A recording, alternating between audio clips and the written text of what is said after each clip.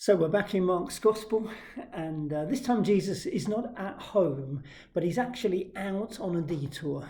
He's out lost in the wild, we could say.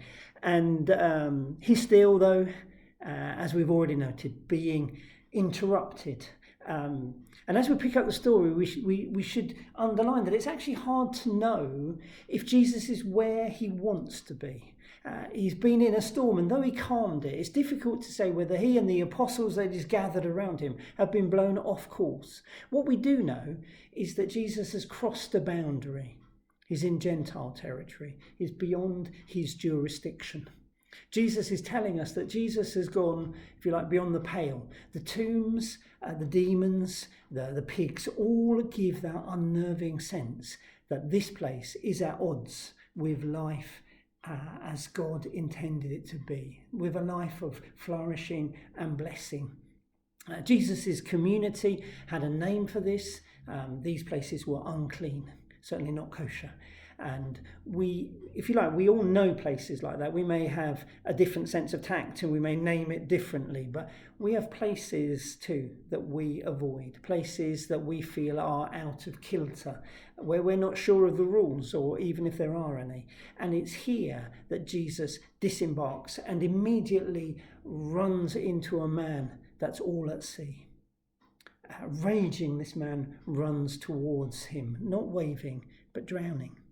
Before we ponder the man, though, and his strange name, let's note that in the Gospel of Mark, these margin places are where life is often generated. The detours in the Gospel, and we'll see quite a few of them as we go on, though they may be called unclean lands, they may be among the tombs. They are places where new life comes into being, where new things and important things happen. Good news, as we've already noted, has to be good news to someone.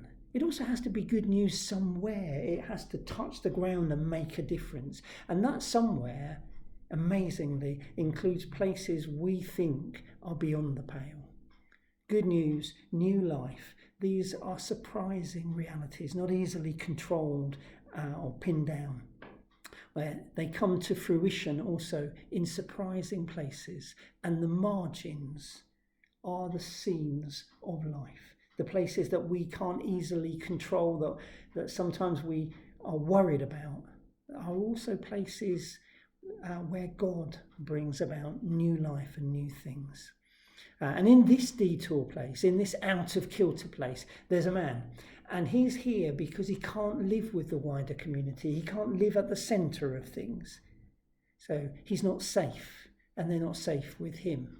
And this man is both attracted to Jesus and repelled by Jesus. He's tormented by demons and attached to them. He rushes to Jesus to ask to be left alone with his demons. Do you get the tension there? He rushes to Jesus to ask Jesus to stay away from him and to leave him with his demons. The demons announce that they are legion, and there's no easy division between them and him. Legion may in many respects remind us of that Roman cohort marching orderly to combat. But this is actually more like being regularly ambushed by a mob of hooligans, pushed this way and that.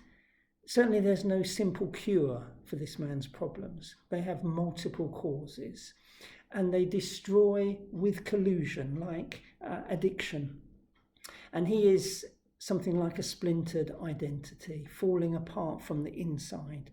And it's not the multiple bit that's the problem. We're all multiple in some sense, aren't we? In the roles we have, the facets that there are to us. Many hidden from others, some hidden even from ourselves. And that's all part of being human. It's the splintered bit that's this man's tragedy, where the demons prey. That lack of coherence, that inability to hold it all together.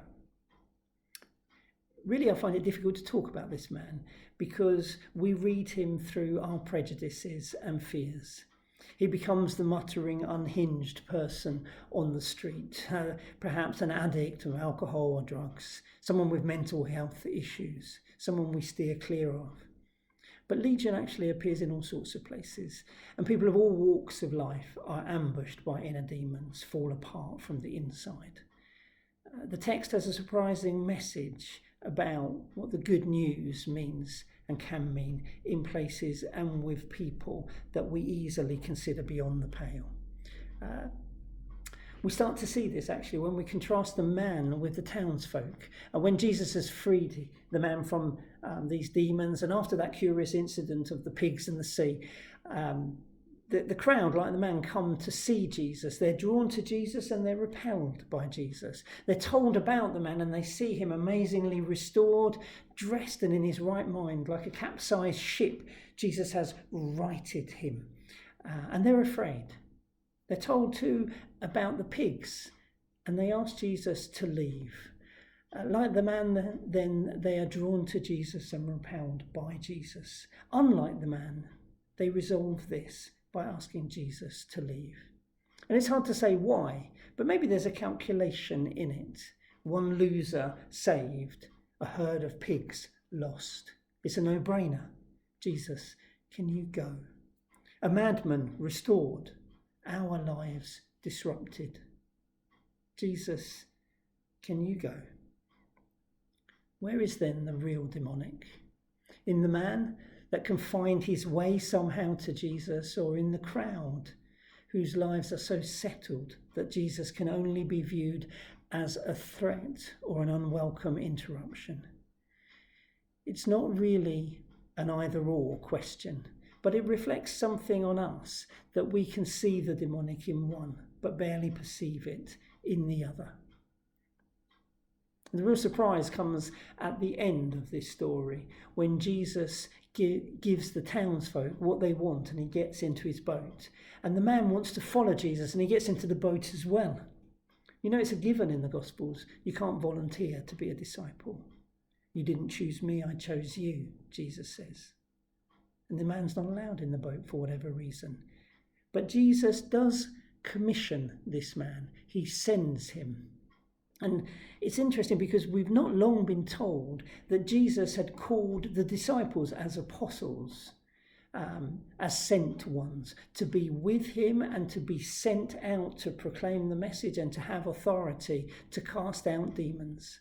Well, this man has been with Jesus and he wants to be with him some more. He's sent out with a message and is free himself of demons. Now, we can split hairs, we can get hung up on terms and definitions, but if this man isn't an apostle, he's as close as makes no difference. Go home to your friends. Tell them how much the Lord has done for you and what mercy God has shown you. This man's a bit like the woman at the well in John's Gospel, rushing into town after meeting Jesus and saying, "Come and see a man who knew me through and through. He can't be the Messiah, can he?" She had the same words as Andrew going to Peter, "Come and see the Messiah," or as Philip going to Nathanael. Some get the titles, others get the job, and some just get the job done. But these are all people sent by Jesus. And I wonder, where are the out-of-the-way places for us, the beyond-the-pale places where Jesus is taking a detour and the Spirit is nurturing new life? Who are the chaotic people whose lives Jesus is writing and who Jesus is sending so that they can find newness and others can find it too? Are you one of them? You know, I hope to be one of them, even in my slightly overly steady sort of way.